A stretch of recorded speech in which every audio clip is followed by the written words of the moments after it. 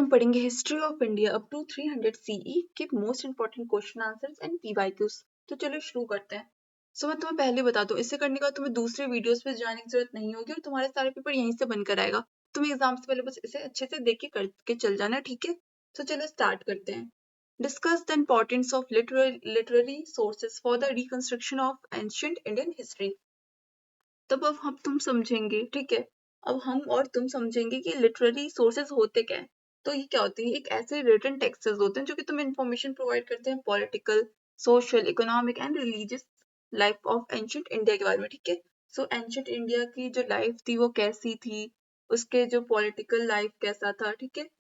और जैसे कि राजनीतिक लाइफ हो गया तुम्हारा कैसा था, राजनीतिक जीवन, सोशल जीवन यानी कि सोशल लाइफ हो गया, इकोनॉमिक लाइफ हो गया, रिलीजियस लाइफ जैसे कि अर्थशास्त्रिक हो गया, राजनीतिक और सामाजिक लाइफ जो था, जीवन था, वो कैसा था एंशिएंट इंडिया का, ये सब इसमें हम पढ़ेंगे। उसके बारे में इंफॉर्मेशन और जो रिटन टेक्सेस है, जो लिखे हुए शब्द वगैरह, वो हम सब वो चीजें इसमें पढ़ेंगे, ठीक है?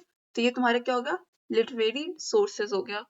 ये इसलिए जरूरी था क्योंकि उस समय क्या करवाया जाता था, उस समय जो एविडेंस होते थे ना, उसे बनाने के लिए यानी कि एक रिकॉर्ड करा जाता था, एक रिकॉर्ड तैयार करा जाता था जिसमें ये सब चीजें मेंशन करी जाती थी। ये जरूरी होता था फॉर द रिकंस्ट्रक्शन, यानी कि किसके लिए? For the reconstructing history where archaeological evidence is limited और साइलेंट। तो ये क्या करा जाता था? यानी कि इधर एविडेंस तैयार कराया जाता था, आर्कियोलॉजिकल एविडेंस, ठीक है, फॉर रिकंस्ट्रक्टिंग द हिस्ट्री, ठीक है? इसमें टाइप्स क्या क्या आते हैं? वैदिक लिटरेचर हो गया जिसमें कि ऋग्वेदा, समावेदा, यजुर्वेदा, अथर्ववेदा आते हैं ना, अथर्ववेदा, ऋग्वेदा, समावेदा और यजुर्वेदा आता है। और इसमें पहले क्या होता था? अर्ली वैदिक पीरियड में सोसाइटी हो गया, रिचुअल्स हो गया, इकोनॉमिक पॉलिटिकल स्ट्रक्चर्स हो गया, ठीक है? तो ये सब किसके पार्ट थे? लिटरेरी सोर्सेस के पार्ट थे। और फिर लेटर वैदिक पीरियड में फिलोसफिकल डेवलपमेंट्स आ गया, वर्ण सिस्टम आ गया, किंगशिप आ गया। तो ये सब लेटर वैदिक पीरियड में आ गया, ठीक है? फिर एपिक्स यानी कि इसमें रामायण आ गया, महाभारत आ गया, जो कि सोशल आइडियल्स को रिफ्लेक्ट करते हैं, मोरल वैल्यूज को, धर्म, ठीक है, पॉलिटिकल अथॉरिटी और किनशिप को यानी कि रिफ्लेक्ट करते हैं। और फिर इसमें बुद्धिस्ट आ गए, जैन टेक्स्ट आ गए, जो कि त्रिपिटका, जैन अगामस को एक्सप्लेन करते हैं, ठीक है? और ये अगामस होता है, वो होता क्या है? तो अगामस होता है जो कि इंफॉर्मेशन प्रोवाइड करता है रिलीजियस मूवमेंट के बारे में, मोनेस्टिक रूलर्स ऑर्डर्स के बारे में, ठीक है? फिर अर्थशास्त्र और कौटिल्य क्या होता है? तो ये क्या ऐसा? तो इसमें क्या होता है? पॉलिटिकल थ्योरी, एडमिनिस्ट्रेशन, इकोनॉमी और टैक्सेशन, डिप्लोमेसी वगैरह होता है, ठीक है? और इसमें फिर आ जाता है पूर्णाज हो गया, संस्कृत लिटरेचर हो गया। तो इसमें genealogies of kings, डायनेस्टीज है ना, उनके cosmology, social customs, political organisation, तो ये सब चीजें आ जाती है। सिग्निफिकेंस क्या होता है? क्रोनोलॉजी प्रोवाइड करता है रूलर्स और डायनेस्टीज का, और सोसाइटी, रिलीजन, मोरल कोड्स को, वैल्यूज को एक्सप्लेन करता है। और क्या करता है? नुमिस्मैटिक एविडेंस और आर्कियोलॉजिकल एविडेंस को कॉम्प्लीमेंट करता है, यानी कि प्रोवाइड करता है और हेल्प करता है, जिससे cultural, political, economic development of ancient India को समझा जा सकता है। यानी कि जो पुरानी यानी कि इंडिया की हिस्ट्री में क्या कौन से चीजें हुई थी, क्या डेवलपमेंट है ना, cultural development, political, social development, economic development, ये सारी चीजें यहाँ से समझी जा सकती है। नेक्स्ट क्वेश्चन है, discuss the characteristics features of the palaeolithic cultures. So ये जो पैलियोलिथिकल यानी कि जो कल्चर था, ठीक है, पैलियोलिथिक कल्चर जो था वो कब आया था? वो आया था 2.5 मिलियन से 10,000 BCE तक, ठीक है? तो ये तुम्हें ये टाइमलाइन वगैरह चीजें याद कर लेना, क्योंकि तुम्हारी हिस्ट्री में मेनली टाइमलाइन वाली चीजें याद करना होता है। और जो इंपॉर्टेंट पॉइंट्स होते हैं वो तुम्हें याद करना होता है ना, जो हेडिंग्स वगैरह होते हैं इंपॉर्टेंट, तो क्योंकि तुम एक्सप्लेन तो थोड़ा बहुत तुम खुद भी कर लेते हो खुद के वर्ड्स वगैरह में, लेकिन जो मेन हेडिंग्स है, मेन वर्ड्स है, तुम उन चीजों का क्या करोगे? ध्यान रखना, ताकि तुम्हें याद रहे। और जो बाकी क्या चीज टर्म्स क्या होता है वो सब तुम बस समझना, ठीक है? और मैं तुम्हें आंसर्स का बता रही हूँ कि तुम कैसे लिख सकते हो, ठीक है? तो इंट्रोडक्शन में तुम ऐसे लिखोगे, ये क्या मार्क करता है? Earliest phase of human cultural development को मार्क करते हैं। इसमें की फीचर्स जैसे टूल्स आ गया, तो जैसे कि स्टोन टूल्स है, जैसे हैंड एक्स हो गया, चॉपर्स हो गया, क्लीवर्स हो गया, जो कि फ्लिंट और क्वार्टरसाइट से बनते थे, जो कि हंटिंग, कटिंग और स्क्रैपिंग के लिए यूज करा जाता था, जैसे शिकार करने के लिए एनिमल्स का। उन्हें काटने के लिए, है ना, और उनका काट के फिर खाना वाना खाते थे ना पुराने टाइम में लोग। तो ये सब जो टूल्स होते थे तो वो सब यूज करे जाते थे, ठीक है। और वो लाइफस्टाइल के लिए वो लोग क्या यूज करते थे, जैसे कि अब खाने को ढूंढने के लिए, अब हर सीजन में अलग अलग खाना ढूंढने के लिए, फिर रहने के लिए, ठीक है। जैसे कि कभी वो शेल्टर्स में रह रहे हैं, रॉक शेल्टर्स हो गया, पत्थर के घरों में रहते थे, और गुफा वगैरह में, केव्स में रहते थे, टेम्पररी हट्स में रहते थे ना, कोई सभी जैसे घास फूस से घर बना लिए, उस सब में रहते थे। फिर वो फूड और इकोनॉमी उनकी कैसी थी, तो वो लोग क्या करते थे, जैसे कि फ्रूट्स पे डिपेंड रहते थे, रूट्स हो गया, नट्स हो गया, फिश हो गया, मीट हो गया, तो इन सब चीजों पे वो लोग डिपेंड करते थे, इन सब फिर या फिर जानवरों का शिकार करके वो ये सब खा जाते थे, ठीक है। सोशल ऑर्गेनाइजेशन जैसे कि स्मॉल ग्रुप्स आ गए, इसमें स्मॉल बैंड्स आ गए, और जो कि रिसोर्सेज वगैरह का शेयर करते थे, ठीक है। इसमें आर्टिस्ट सिंबलिज्म में आ गए, जैसे कि रॉक पेंटिंग्स हो गई, एट भीम बेखता डिपिक्ट्स एनिमल्स, ठीक है। और हंटिंग सीन्स हो गए, डेली लाइफ में जो रिचुअल्स में वो लोग हंटिंग वगैरह करते रहते, तो वहां पे फिर रॉकिंग एंड पेंटिंग्स वगैरह वो लोग करते थे, ठीक है। इसमें कल्चरल सिग्निफिकेंस में आ जाएगा, क्या करता है, ह्यूमन एडेप्टेशन को मार्क करता है, और skill in tool making and early symbolic expression. तो तुम ऐसे अपने आंसर्स को लिख सकते हो, ठीक है। तो पहले तुम अपने आंसर्स में वो लिखोगे, इंट्रोडक्शन लिखोगे, फिर मेन बॉडी लिखोगे, फिर लास्ट में कंक्लूजन लिख दोगे, ठीक है। तो अब नेक्स्ट क्वेश्चन नंबर 3 में शॉर्ट नोट लिखना है on society and religion of the Harappans, ठीक है। तो हड़प्पन का जो सिविलाइजेशन था वो कब आया था, कैसे था, उसमें क्या क्या चीजें थी, ठीक है। तो ये सब तुम्हें एक्सप्लेन करना होगा। तो इंट्रोडक्शन में एक्सप्लेन करोगे कि कब आया था। सो 2600 से लेके 1900 BC तक आया था, ठीक है।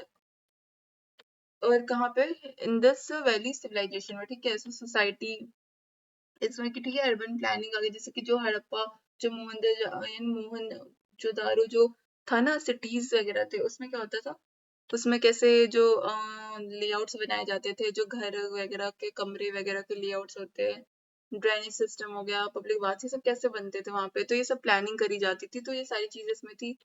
और इकोनॉमी उधर की कैसी थी, एग्रीकल्चर हो गया, वीट वाले, ट्रेडिंग वगैरह, ओवर, ये सब कैसी थी, ठीक है।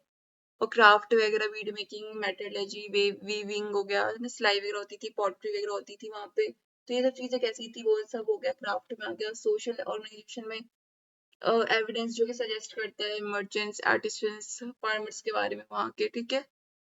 और हाउसिंग, वहाँ का घर वगैरह कैसा था, जैसे कि ईंट का घर था, ठीक है, कोर्ट यार्ड्स से बनता था। और क्या होता था वहाँ पे, multiple stories in the major cities, ठीक है। रिलीजन में जैसे क्या क्या क्या, fertility cults worship for the mother goddess, ठीक है। और प्रोटोस शिवा जो कि मेल देती, पशुपति सील, ठीक है, पशुपति सील।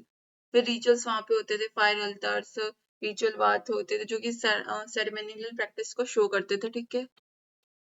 एनिमल वेनरेशन, उसमें बुल्स, एलिफेंट, हम्प कैटल आ गया, ठीक है। सिग्निफिकेंस क्या होता था, जो कि ये प्रोवाइड करते थे insights into urban civilisation, trade networks and social organisation and religious practices. तो तुम अपने आंसर्स को, ठीक है, ऐसे लिख सकते हो, तुम देख सकते हो ऐसे। और अगर तुम्हें ये नोट्स चाहिए होगा तो तुम लोग पिन कमेंट में जाओगे, फिर डिस्क्रिप्शन बॉक्स में जाओगे, तुम वहां से इस नोट्स को परचेज कर सकते हो। और अगर तुम्हें नहीं करना है, तो तुम क्या कर सकते हो, तो तुम लोग कोई बात नहीं, तुम फिर वीडियो को पॉज करके यानी कि सारे आंसर्स को पढ़ सकते हो, रीड कर सकते हो, लर्न कर सकते हो, और एक बार तुम लोग रफ नोटबुक में भी लिख के देख लेना इंपॉर्टेंट वर्ड्स वगैरह को, इंपॉर्टेंट पॉइंट्स वगैरह को, टाइमलाइन को, ताकि तुम्हें चीजें याद रहे, ठीक है। सो वीडियो देखने के बाद तुम ये भी कर सकते हो, और स्क्रीनशॉट लेके तुम पढ़ सकते हो, ठीक है। और सो तुम्हारे नेक्स्ट क्वेश्चन नंबर 4 होगा, trace the changes in polity and society during the later Vedic period. तो चेंजेस बताने तुम्हें पॉलिटिकल और सोसाइटल में, ठीक है, जो कि लेटर वैदिक पीरियड में देखा गया था। सो पॉलिटिकल में क्या देखा गया था, पॉलिटी में देखा गया था, ट्रांजिशन हुआ था ट्राइबल से मोनार्किकल सिस्टम में की तरफ, ठीक है। तो इसमें ट्राइबल असेंबलीज आती थी, जो कि समिति सभा हो गया। फिर इसमें पावर शिफ्ट हो गए थे किंग की तरफ, राजा की तरफ, ठीक है। फिर महाजनपद हो गया, जो कि जिन्होंने 16 लार्ज सिस्टम, यानी कि सिस्टम क्या, किंगडम को बनाया था, ठीक है, फॉर्मेशन ऑफ 16 लार्ज किंगडम, तो वो हो गया महाजनपद, ठीक है। तो फिर ब्राह्मण का वहां पे क्या रोल था, वो क्या करते थे, gain influence as ritual authority, perform sacrifice to legitimise kingship, यानी कि सेक्रीफाइस, जो वहां पे कुछ सेक्रीफाइस को परफॉर्म करा जाता था किंगशिप को लेजिटिमाइज करने के लिए, एंड रीजनल अथॉरिटीज, यानी कि रीजनल अथॉरिटी की तरह इन्फ्लुएंस को गेन करा जाता था, ठीक है। सोसाइटी आगे इसमें इकोनॉमी क्या करती थी, पेस्टोरलिज्म से एग्रीकल्चर की तरफ आ गई थी, विद द आयरन टूल्स, ठीक है। सोशल स्ट्रक्चर्स में वर्ण सिस्टम हो गया जो कि बहुत ही रिजिड बन गया था, जिसमें ब्राह्मण, क्षत्रियास, वैश्यास और शूद्रास आते हैं, ठीक है। अर्गेनाइजेशन यानी कि फिर ग्रोथ होने लग गया टाउन और ट्रेड सेंटर्स का। वुमेन यानी कि विमेन का रोल बहुत ही लिमिटेड था और उन्हें ज्यादा तो नहीं माना जाता था उस टाइम पे, ज्यादा कि बस घर वर संभालने के लिए उन्हें माना जाता था, ठीक है। तो वो क्या करती थी, वो रिचुअल सेरेमनी, रिलीजियस सेरेमनीज में हेल्प करती थी, ठीक है। तो रिलीजन एंड फिलोसफी में क्या आ गया, जो इसमें आ गया रिचुअलिस्टिक फोकस में आ गया, यानी कि यज्ञनास जो होते थे, सेक्रीफाइस जो कि सेंट्रल होते थे सोशल एंड रिलीजियस लाइफ के लिए, ठीक है। और फिलोसफी में आ गया उपनिषद, क्या गया उपनिषद, ठीक है, जो कि इंट्रोड्यूस करवाते थे कॉन्सेप्ट ऑफ द ब्राह्मण, यूनिवर्सल सोल एंड आत्मा, इंडिविजुअल सोल, ठीक है। क्या बताया था, जो उपनिषद थे उसने कॉन्सेप्ट बताया था ब्राह्मण और आत्मा का, ठीक है। तो फिलोसफी में आ गया ये। नेक्स्ट क्वेश्चन है, examine the causes of the rise of the Buddhism and Jainism, ठीक है। तो इसमें कॉजेज क्या थे, रिएक्शन टू वैदिक रिचुअलिज्म, इससे क्या हुआ, rejection of the complex sacrifices and priestly dominance, ठीक है। जो लोग प्रिस्ट वगैरह थे, पुजारी वगैरह, उनके डोमिनेंस वगैरह के, यानी कि वो लोग अपने धर्म को ज्यादा सुपीरियर समझते थे, बाकी को या क्या समझते थे, नीचे समझते थे। तो वो अपने लोगों को नहीं, यानी कि सेक्रीफाइस करने नहीं देते थे, जो डाउन लोगों के वगैरह के लोग होते थे उन्हें बोलते थे कि तुम्हें करना होगा सेक्रीफाइस वगैरह, ठीक है। तो इसीलिए इसी में यही कॉजेस थे, ठीक है, जिसकी वजह से राइज ऑफ द बुद्धिज्म और जैनिज्म देखा गया था, ठीक है। और कास्ट सिस्टम हो गया, जो कि बोथ मूवमेंट्स प्रमोटेड इगैलिटरिज्म और एथिकल कंडक्ट, ठीक है।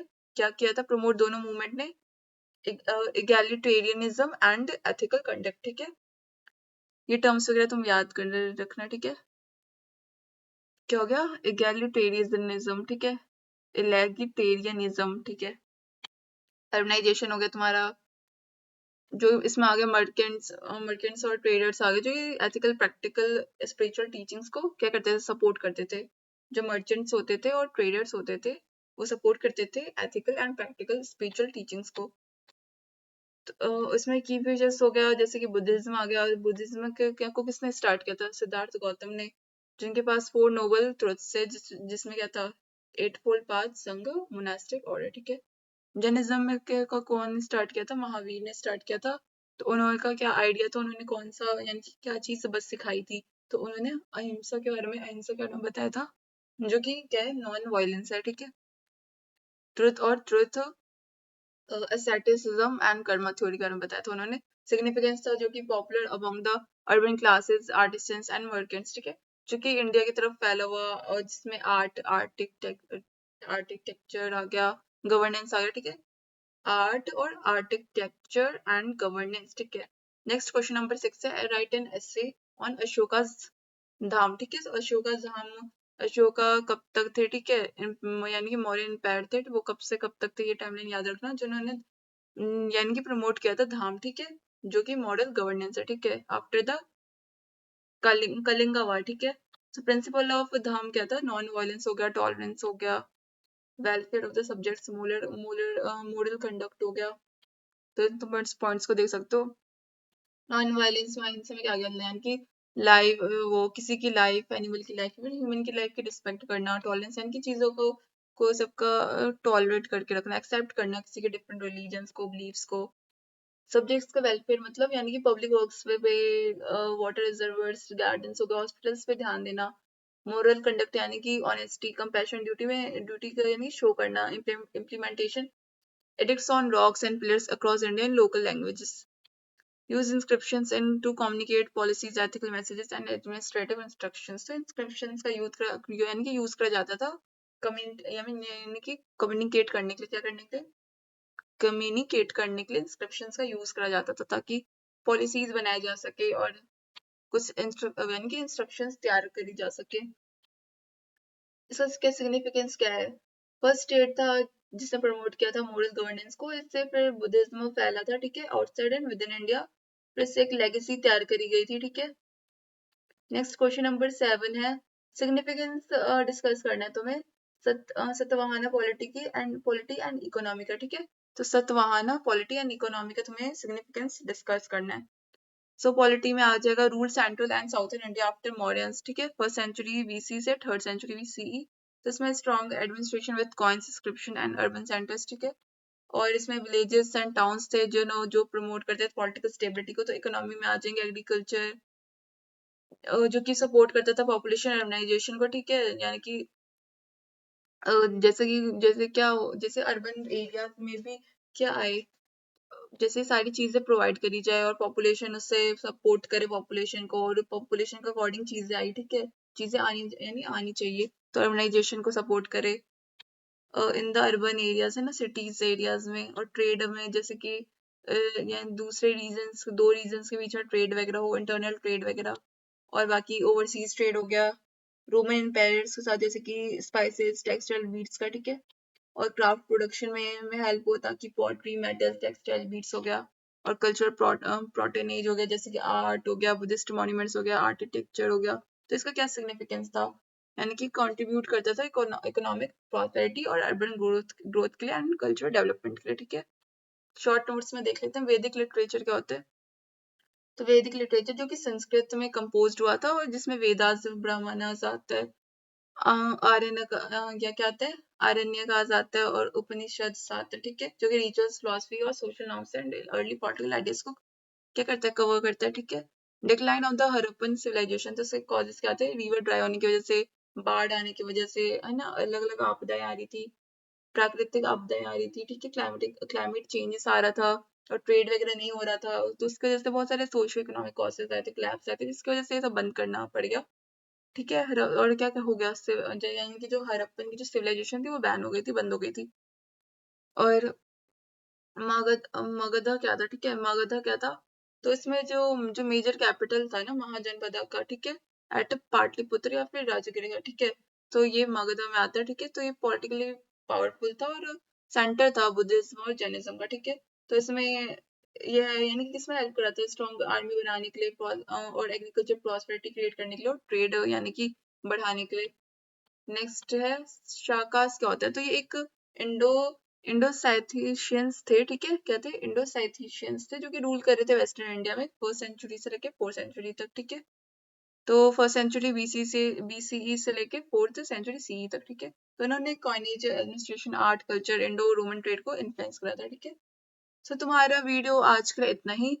अगर तुम्हें वीडियो पसंद आए तो वीडियो को लाइक जरूर कर देना, दोस्तों को शेयर करना ज्यादा से ज्यादा दोस्तों को, ताकि उनकी भी हेल्प में, यानी कि उनकी भी हेल्प हो और तुम्हारी भी हेल्प हो, और तुम लोग उन्हें हेल्प कर सकते हो, और उन्हें भी नोट्स के लिए बोल सकते हो कि अगर उन्हें नोट्स चाहिए तो कोई भी परचेज कर सकता है, ठीक है। तुम्हें अफोर्डेबल प्राइसेस में मिल जाएगी, तो तुम लोग परचेज कर सकते हो। और सब्सक्राइब जरूर जरूर चैनल को जरूर कर देना, और लाइक कर देना वीडियो को, जैसे कि मैंने तुम्हें बताया। और आज के लिए इतना ही, थैंक यू।